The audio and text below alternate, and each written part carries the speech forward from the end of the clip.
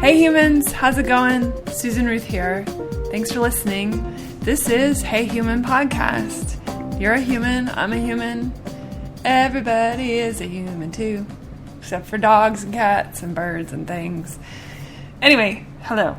So on today's episode, okay, I have a cold. The cold medicine is doing its thing. I can't help it. It's going to make me a little weird and nutty, but I will press on. Today's episode is brought to you by the letter Sudafed. Anyway, today on Hey Human, I have this great conversation with Greg Vandy. Seattle Greg Vandy. Yes, he is from my hometown. Great guy. He came to Nashville for the Americana Music Conference, and so I got to meet him for the first time then, and we'd known each other on social media and such. We were introduced by a mutual friend that is the booking guy at the Triple Door in Seattle, which is my favorite music venue. So shout out to Scott. He's a great guy, and he introduced me to Greg.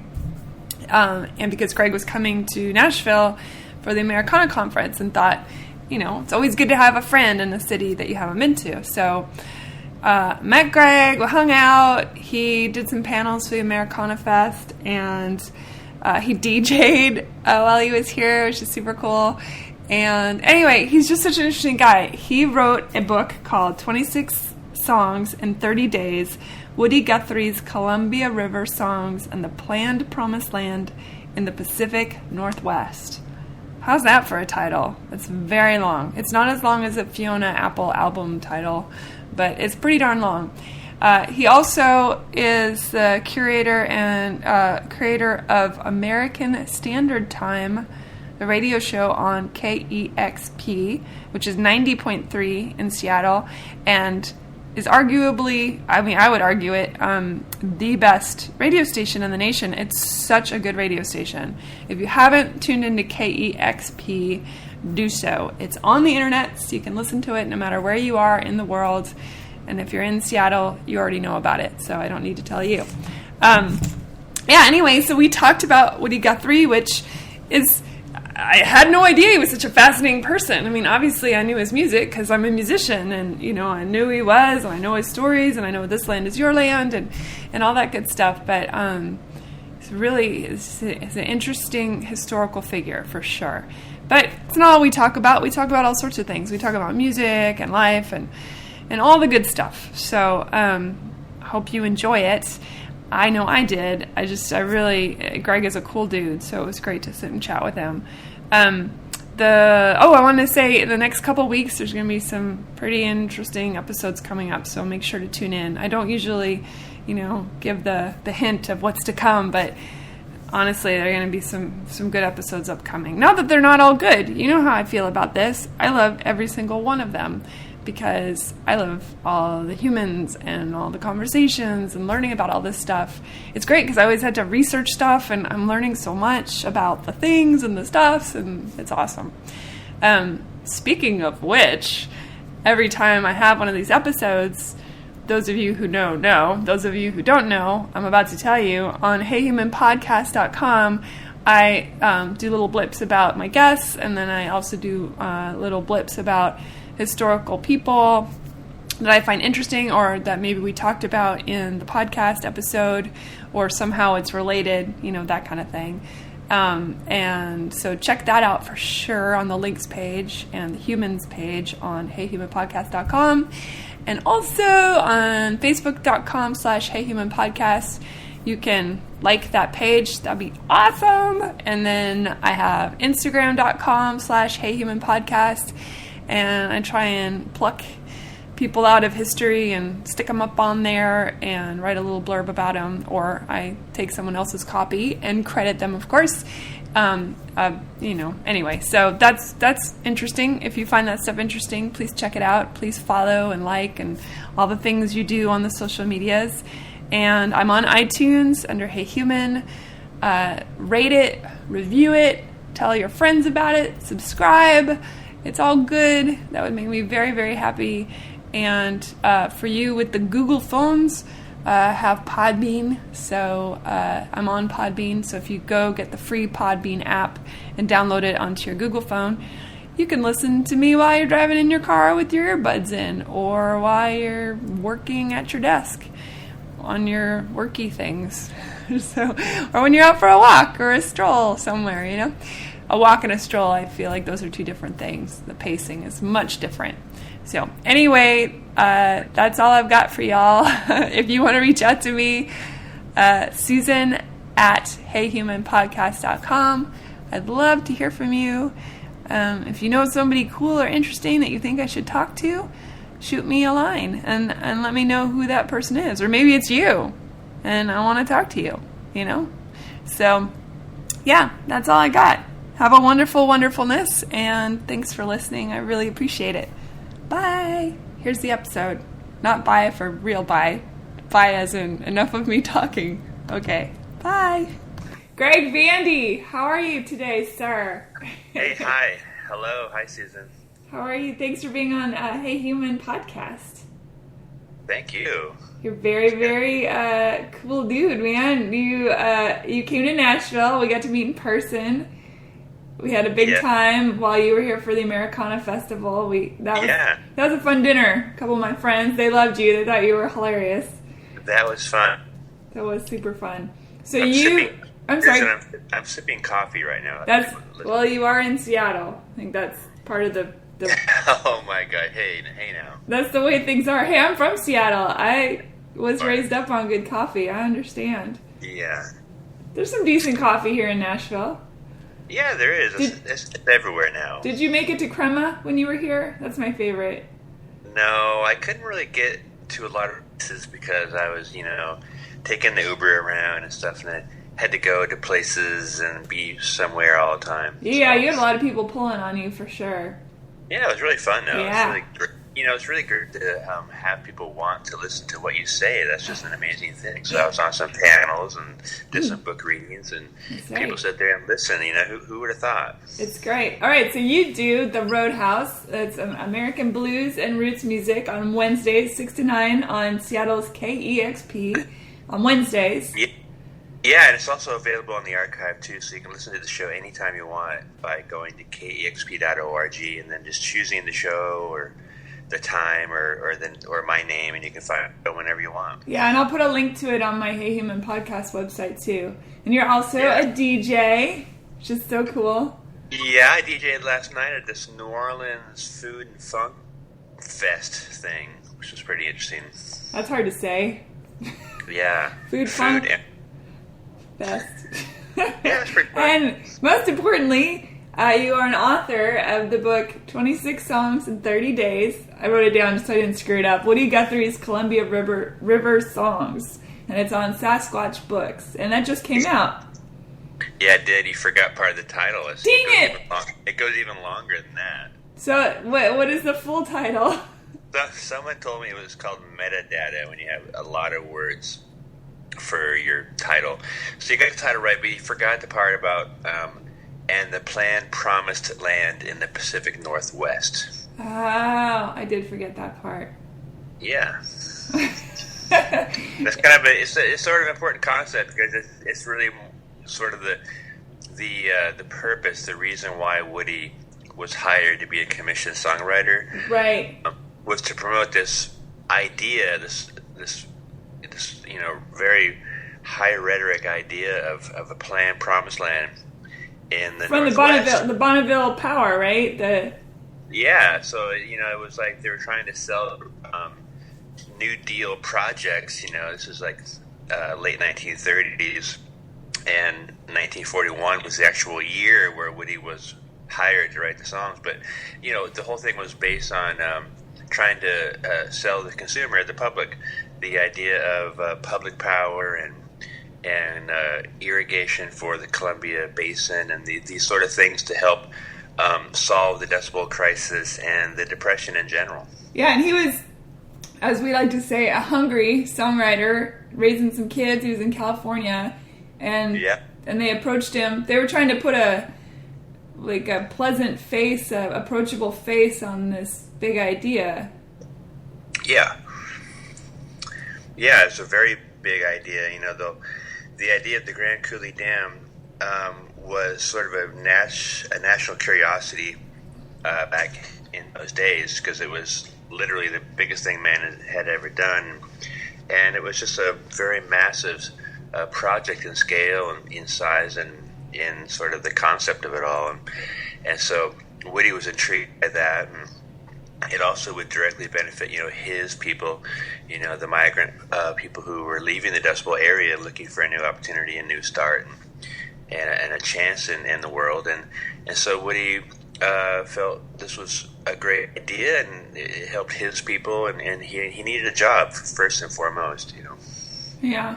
So what did the thing that drew you to this topic, was it music because it was Woody Guthrie, or was it history because history is so interesting, or was it a mix? Or wow, good question. That's a great question, because I really don't expect anyone to be a Woody Guthrie fan just by coming to him cold and not knowing about him and just listening to the songs and the very dated music, and the production quality of older music is sometimes hard for people to appreciate or to even like, so, and the fact that Woody wasn't a great singer or musician, so I guess it's never been about the music. I was never a big Woody Guthrie fan just from his records or recordings, but once you get to sort of understand his importance and his role in shaping sort of the folk identity of the 20th century, then you sort of understand the music. And yeah, he wrote over 3,000 songs, and of course many of those were never recorded. He only got to record a real sort of limited opportunity to record his songs, but so when you hear the songs within the context, that's what we try to do with the book. We try to create this context to understand these 26 songs, and some of them are his most important or most popular songs: Passion and Plenty, Roll On Columbia, Hard Travelin', Grand Coulee Dam. These are some of his best songs.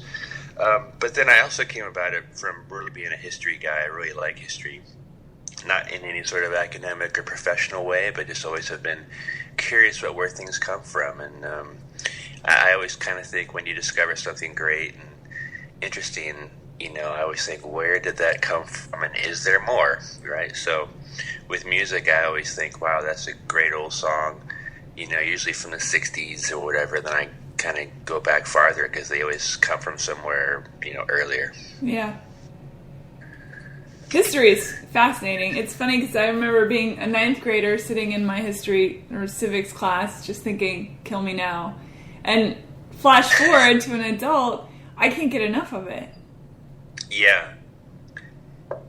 I think I was talking to someone about this recently, about, school, and how we didn't really achieve that much in school or find that much interest in it, because you have to find something you're interested in first and then discover the history of that, instead of just going into and then trying to understand it.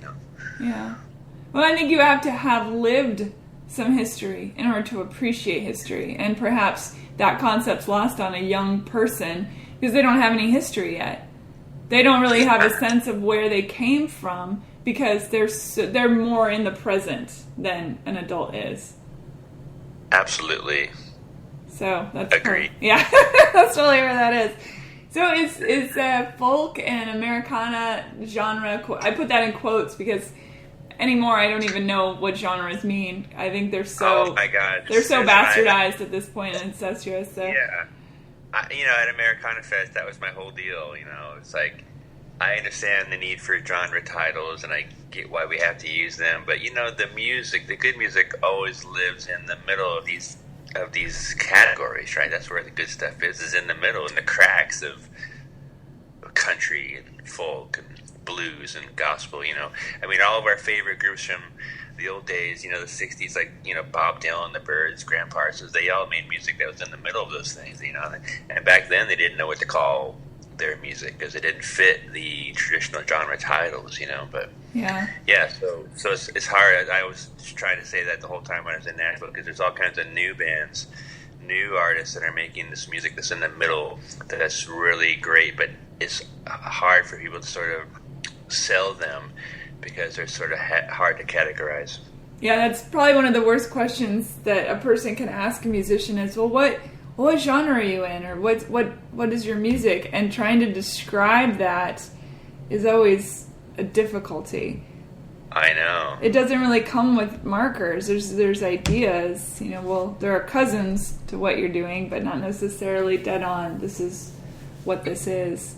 Yeah. What is your music, Susan? It's a great question. This is how I always say it is more like smart pop folk, in that it's a storytelling modality. I tell stories, but it has more modern sounds to it than a traditional folk might be, or it's a very difficult question. And because I write multi-genre for different artists, then I get to kind of wiggle around the question more.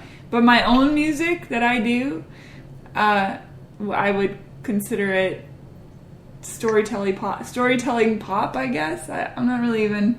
See, here I flounder. I don't know. It's so hard, I know. It's so hard. It's a tough question. And ultimately it's pointless, but, it's because, we need to be somewhat commercial to make a living off of music, so therefore you need to sort of have these identifiers, so. Well, it is a very human thing to try and put something into an identifiable package. Black, white, Asian, or rock, pop, Jewish, Catholic, everybody wants to put something into. Why can't we be just a mishmash of all things and have that be okay? But it doesn't fit the ego of a human brain to do that. Yeah, we like things to have labels on them, unfortunately. Yeah, I mean, I'm a northerner, right? But I'm a southerner stuck in a northern body up here in the Northwest. Because of the kind of music you love? I just love the South, and I'm up here now, back home, sort of missing it because there are just certain things that you do not get up here. There's just a real lack of soul, I think. In the Pacific Northwest? In the Pacific Northwest, and I mean that in the fact where it's just sort of, like that event last night was about New Orleans, and I played all these great New Orleans records, and they did their best. They really did. Great food, but it just wasn't like being in the South at all, and because there wasn't a lot of soul to it, and that's not even a black and white thing. There just wasn't any soul to the event, And, yeah. And then I just, I wish I could live in a place where there's warm nights where you could sit outside at night and just chill and drink a beer outside on my porch, and then just the food. I told you I went to Arnold's 2 days in a row, and I'm eating 3. Yeah. You just can't get the down-home Southern cooking up here. People try, but it's just sort of so meshed into the history and from families and from generation to generation that just doesn't exist in this sort of newer place. We're kind of a new place in the Pacific Northwest. It is a very interesting concept to think of food as having its own soul, and the ancestry of the people who created the recipes in the first place being passed down generation to generation to generation. That's what it is. Yeah. Yeah. And so we have great food up here, but not like that, where it's just like, where it's sort of simple food. Well, it's more Norwegian or something in Seattle. It's more, fish and cooler climate, not a warm, embracing food, but a utilitarian food, Yeah, it's also a lot of fusion going on up here, Yeah, for sure. Anyway, we digress. Oh, well, it's all part of the conversation. What's it like being at KEXP? Talk about that a little bit. Well, it's great. I'm very lucky to be on such a great platform, So, for people who don't know what it is, it's a non-commercial, independent, listener-powered radio station in which we get all of our funding from our audience, and we also have underwriters who are, usually smaller and mid-sized businesses who pay for like an ad, but it's not really a produced advertisement. It's just sort of called underwriting, and they give us about 40% of our money, and then there's donors and big donors and whatnot, and all that combined adds up to enough money to not only do radio in which there's no rules and there's no commercial interest in the fact of what I can play. I can play anything I want. So I'm allowed that freedom because of our listeners. And we're really become really influential and really well known all over the world because we've sort of, I guess, done so well in creating this model in which we can be self-sufficient and dependent on our listeners instead of a commercial interest. Well, and I think it is truly one of the best radio stations, maybe in the world, but certainly in America. Yeah, I go to Nashville, people are like, oh, of course, everyone knows the station there. Yeah. And everywhere I go, they know the station. And sometimes they even know my show, so that's really flattering. And so I'm able to do a radio show. I do a weekly show. We have specialty programs during the weekday from 6 to 9 p.m. So I do the one on Wednesday night. And it's an American music show.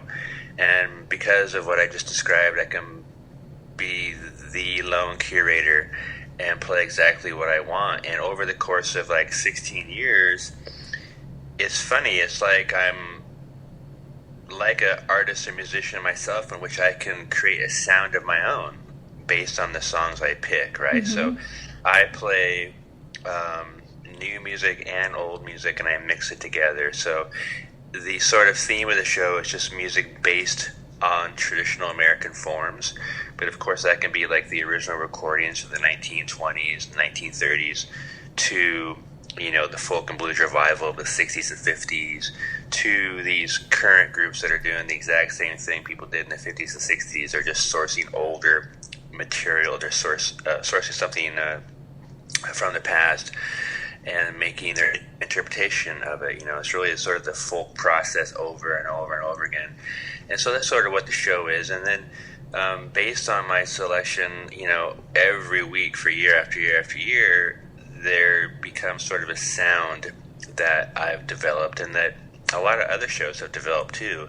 And that's sort of the beauty, because we're given the freedom to curate the show any way we want. We sort of get our own sound after a while. And I'm really proud of the show. It's a really great show. It's a very accessible show, because if you like, either you like the old traditional music, or you like the 50s and 60s and 70s music, or if you like new music, it's all there in my show. So what I think is so important about that, excuse me, is the fact that I write with a lot of new artists, and they don't know music historically. They only know what's on the modern radio stations that play the same 10 songs over and over again, which are all basically the same song in a lot of ways. And I often say to them, you have to go backwards, study where all this music came from. If you love, for example, the Killers, go back and listen to a Robert Johnson record and listen to him play guitar. You'll hear things. You'll hear where these modern musicians were inspired by their predecessors. And for stations like yours, I think it's giving this great, beautiful, historical education of music, which is so lacking these days. Personally, I think that. Oh, I agree. Oh, I know. And we've talked about this thing about people wanting to use the word derivative so much when it comes to new music, and it's sort of like sort of suppressing, I think, young artists in a way. In my opinion, you know what? If you're a young artist, be derivative. Go copy someone. Go find someone from the past that you love and do them. And then eventually you become yourself. There's a great article, it's not an article, it's a speech actually, that Bob Dylan gave when he accepted a Lifetime Achievement Award for Music Cares. You know the organization Music Cares? Absolutely. And so Dylan was awarded something, I think it was last year, maybe 2 years ago, but you can see the transcript of his speech online. It's pretty easy to find. And it was just great, because you don't hear Dylan talk really all that much, but the speech had to do with like him,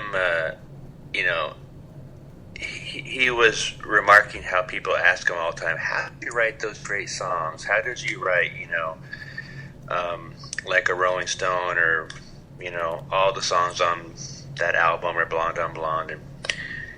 And he said,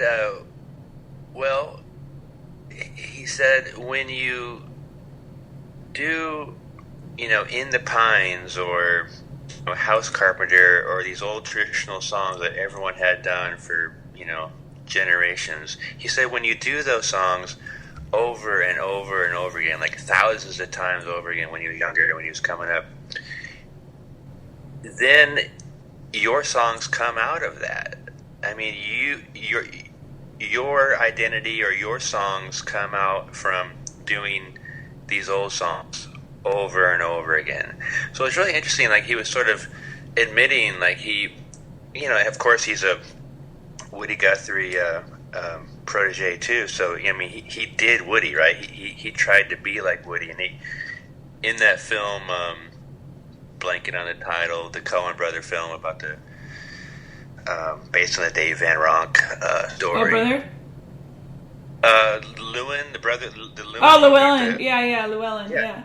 Yeah, so I mean, they kind of even make the point where, like, Dylan was just copying straight up Woody Guthrie, and that is fine. And I recommend everyone to go in and just copy them for a while, and then your songs and your identity will come out. Because really, we have to be honest.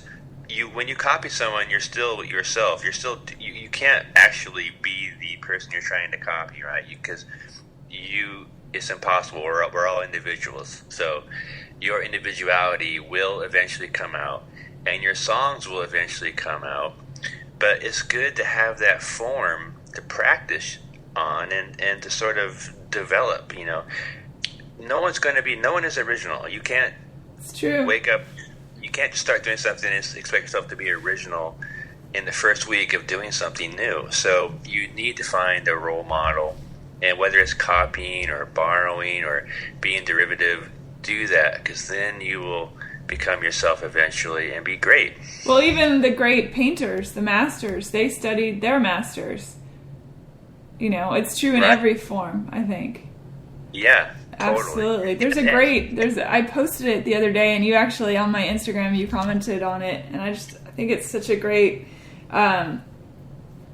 quote. It's by, I know I always say his name wrong, but Jim Jarmusch. Nothing is original. Steal from anywhere that resonates with inspiration or fuels your imagination. Devour old films, new films, music, books, paintings, photographs, poems, dreams, random conversations, architecture, bridges, street signs, trees, clouds, bodies of water, light, and shadows. Select only things to steal from that speak directly to your soul. If you do this, your work and theft will be authentic. Authenticity is invaluable. Originality is non-existent. And don't bother concealing your thievery. Celebrate it if you feel like it. In any case, always remember what Jean-Luc Godard said. It's not where you take things from, it's where you take them to. God, that's so right. Freaking awesome. That's exactly it right there, yeah. I love it. Totally. Yeah. So did you grow up a big, huge fan of music, or was this something that came to you later? No, I think I grew up that way, and I in my book, there's the acknowledgments, or the thank you page, and I thanked my brother for that. I said, my brother Mark was the person who, made me become a fan, because we would listen to the American Top 40 on the radio every Sunday night. I'm old enough to know that program, but it was like a countdown show, and back in the day, all kinds of music was involved on the chart, from all different kinds of stuff. So it was fun. It's funny how nowadays we love to make lists and top tens and all this countdown stuff. But, back when I was a kid, it was that radio show counting down 40 to the number one song, and hearing all that music in there. And we would always be driving, the area, Bellingham, yeah. And we would drive to Tacoma. It's about a 2.5 hour drive. And on the way home, we'd always listen to that show, and it would always fit in that kind of time slot of 2 hours or so. And so I just became a fan of, I guess, the radio and music then, and it was just always sort of interesting to get records I've always been interested in records and 45s and stuff, and so yeah, I guess it just always has been with me, and I'm kind of a nerd in the fact that I've always wanted to sort of be the consumer and just take and not have to deal with people always ask me, if I make music or if I play instruments, and I say I don't, because fanhood is so beautiful. I want to stay here. Yeah. So and back in the day, the music was a lot more diverse too. Of course, you'd listen to the radio and you would hear multi-genres within a given hour. Yeah. Songs didn't repeat themselves. What do you think is the deal with that? I think about that all the time. When we were little kids and the radio was such a wonderful format to find music. And now, when people are more diverse and interesting than ever, music has become this homogenized, commercial-driven thing, and you just get the same stuff over and over and over again. Shouldn't it be the opposite? The more weird we get, the more out there we get, the more diverse that it should... What's your opinion on that one? Oh boy, I don't know, Susan. I don't know. My opinion is it's sad. It is right? sad, yes. I mean, we've all been dumbed down so hard. It's just amazing, the spectrum of human endeavor, right, and of human experience is so wide, and yet as Americans we're just force-fed the same stuff over and over again every day, and it's just been dumbed down. Our whole culture's been dumbed down. So I don't think now it's been going on into a new generation, several generations, so people don't even know, I think, really sort of the amount of greatness in... They don't know what they're missing. They don't know what they're missing, and I feel like people of my generation do, because we were exposed to so much more, especially on the radio in terms of music, but also with film. What kind of new Hollywood films are interesting to you? None are to me. They're basically rehashes of what was once great films. They're just big commercials, with product placement in them, and they have to be a big mega smash hit to be justified. And so, the whole idea of an art film is just, I think it's non-existent right now. I don't know, but I just don't think that as Americans we appreciate art and music as we should, which is a shame because there's so much great stuff. And then that's why I love doing the radio shows, because 90% of the artists, 70% of the artists are artists that'll be unknown to my listeners, and so I'm trying to expose them to that in terms of old music, but really the new music. I was talking to you last weekend about that. I'm just really excited about all the new artists that are great, and so I try to play them on the radio, and I feel like I'm doing my small part in saying, like, this is what's great, and this is what's going on right now. Yeah. You said something a second ago. I should have written it down. It sparked a question, and now it's left my brain pan. Do people reach out to you much? Oh, I'm sorry. I was just going to say one more thing. Oh, sorry. Go ahead. People have to dig. You have to dig to find good stuff. Yeah. In this culture, it's just not going to be presented to you on TV or commercial radio or from, you have to dig for it. You have to look. You have to, be interested in something and then dig for the good stuff. And it's just not going to be obvious. So it's there. Yeah. You just have to use alternative means and alternative media and your cool friends to find the good stuff. Yeah, I always say go to the used record stores and wander the stacks and, pull out stuff. Since the nice thing about a lot of these old record stores is you can get records for a quarter. 50 cents, $1. There's a couple places here in Nashville, The Great Escape, which is a little bit more expensive. It doesn't have as many as the kind of the cheapo ones, but there's a McKay's Used Books. It's a giant warehouse of books and records, and I love wandering the stacks of records up there. I've picked up incredible albums for a quarter, 50 cents, whatever. Yeah. I brought them home and just had my mind blown open. And, they have the wacky covers or whatever, but you can take a chance when you're spending a quarter. Just buy a dozen crazy-ass albums, bring them home, and listen to them. It's such an adventure. What are you eating? What is that? That looks good. We cut out for a minute, so I missed it. The last thing you said? But I'm eating some Greek yogurt with walnuts and some almonds, and then my toast. That's a very good, healthy breakfast. Yeah, I'm trying to eat better. I'm trying to cut out sugar and dairy and white flour. Yeah. But you're doing Greek yogurt? Is it goat? Yeah. Goat or cow? I don't know. Oh. I don't know. I like goat yogurt. It's not so bad. Yeah. I don't know why it's a weird thought to think about eating yogurt made from goat milk versus cow milk, but it seems weird. But I don't know why. They're both hooved animals. I like goat cheese. Yeah, me too. It's tasty.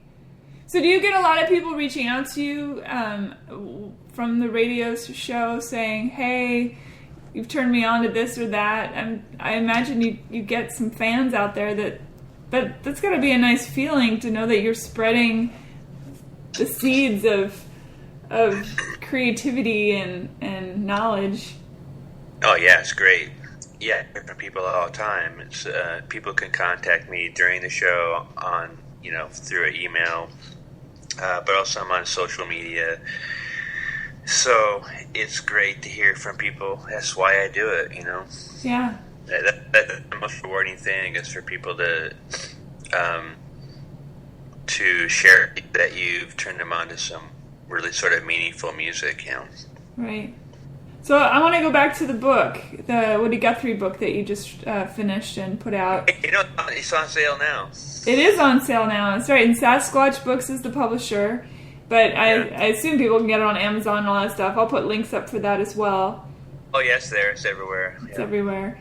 I'm actually number one in hydroelectricity on Amazon, which is just funny because it's a music history book. But since it has to do with the Columbia River projects, we're number one in hydroelectricity, which is hilarious. That is great. So just tell the listeners, let's just start from the beginning. So this was your brainchild, and you went to the publisher and said, I want to write this book, and they said, okay, cool, or they said, are you crazy, or what? Talk us through that, because I think a lot of people have an inspiration to write, or an aspiration to write a book, and don't know the first thing about it. And well, it's even better than that, Susan. So I did a 3-hour radio program on the topic, and the publisher contacted me. That's great. Yeah, so I don't know how to get a book deal. I don't know. I don't even know why me, But so. Well, it's such a random topic just to pull that out of the air for you to go, I'm going to do a. Well, here's what happened. I found out about the story, and it was a great story. I saw a documentary made by the University of Oregon. A friend of mine, Michael Magic, did a documentary about this story, and the story is 1 month in Woody Guthrie's life when he was hired by the Bonneville Power Administration to write promotional songs for the Columbia River projects, and he was in Portland for 1 month to do this gig, and he wrote these 26 songs, so that's why the title is 26 Songs in 30 Days. He was, his job was to write one song per day. Weeks off. So the story was great, and I was like, wow, I want to know more about that. But when I did some just initial research, just sort of as a fan, from my just sort of prep work for my radio show, I realized there was not a lot of information about this time in Woody's life. So then I saw the documentary, and then there was in the 80s. A record that came out, which is everything about this, Susan, is a really long story, but in the 80s there was an album that came out called the Columbia River Collection, and those were 17 of the 26 songs, because there was only 17 actually recorded. And so then I had some sort of basis to do a radio program, and then I reached out to interview a couple people. One was Woody Guthrie's driver back in the time, 1941. I interviewed His Wow. name was Elmer Bueller. He was about 90 years old. great guy, and he. So I had that as some source material. I had other audio from the Michael Magic film, and then I found some audio bits here and there in the Woody Guthrie collection of recordings that have been released on like regular CDs, and so I put all this stuff together, and I had a 3-hour radio show in which I played the songs, but then I would play I played the revival versions of these songs, like the versions from Bob Dylan. He did Grand Coulee Dam at Woody's Memorial in '68, so I got that recording, and then I got Country Joe McDonald doing Patches of Plenty, and I got Ramblin' Jack Elliott. So I was able to put together a really entertaining 3-hour show that featured really all of the songs, and then sort of this talking head bit sliced in there, and the interview with Elmer Bueller, and so I was able to make a pretty compelling 3-hour special show about the story. And I did first back in 2008, and then I revived it for Woody's Centennial in 2012, in which I kind of broadened it a bit more to the entire Woody Guthrie, sort of life story and catalog. But then I had an hour of the Columbia River songs in there, and then the publisher heard that show and contacted me, and I, sort of looked behind me and I said, "Are you talking to me?" And apparently they were talking. And then I said I'd never written a book before, and well, they said I should do it, and they gave me the confidence to do it, and then I did it. And I had a co-writer help me finish it. Dan Pearson's a big part of the book. He's a professional journalist and editor for the Seattle Weekly, and so together we took what I had and made a nice book, and the design is quite nice too. I love the pictures. Yeah, Anna Goldstein is the designer of the book, so we have a lot of. I learned a new word. It's called ephemera. There's a lot of ephemera in the book, and that's sort of all the nice pictures and the graphs and Woody's employment document, his like application and a nice map on the end pages. I like the ad for the Bonneville Power. It's like 40% to 30%. Yeah, right. Yeah, so, the Bonneville Power Administration, they created all these sort of time-specific posters, and, the 1930s was just a great time for this style of graphics and art and music. So, yeah, it's funny, there were just so many of those I loved. One of them I like is the sort of farmer's wife at home to the radio, and the poster says, like, now you can listen to the radio for free. Because you got to remember, back in the day, that's a big point of this book, is like rural people in eastern Oregon and eastern Washington in the 1930s were not only suffering from the Great Depression, but they had no electricity in their homes. So, they were literally living in the dark. And so the idea of bringing electricity and power and cheaper power to these people was the point of, well, one of the points of the projects, and that really resonated with Woody Guthrie, because he really identified with rural people, and like I said, a lot of the migrant people, Dust Bowl refugees, were intended to move up to the Northwest as part of this new planned Promised Land. Yeah, it's a really neat book. It's very interesting. Did any of the family reach out to you? Yeah, I did work with the Guthrie family. Nora Guthrie has really sort of been the guiding light for Woody's, I guess, legacy and the publishing and the materials and all these great tribute albums, like the Billy Bragg and Wilco record, where those guys took old, lyrics of Guthrie and made new songs. That's all the brainchild of Guthrie. Nora Guthrie is Woody's daughter. And now Anna Canoni is Nora's daughter. She's sort of taking a bit more of the reins in doing this, and I worked exclusively with her to for a lot of things, but mostly sort of to get a lot of the the photographs from the Woody Guthrie archives, and also what I'm most proud of is we have 11 of these song manuscripts from Woody's actual typewriter from back in 1941. So each chapter facing page has an original manuscript in which you can see a song like Hard Traveling from Woody's typewriter. That's pretty cool. Yeah, it's super cool. So are you done with your book tour for right now? Do you have some stops up ahead?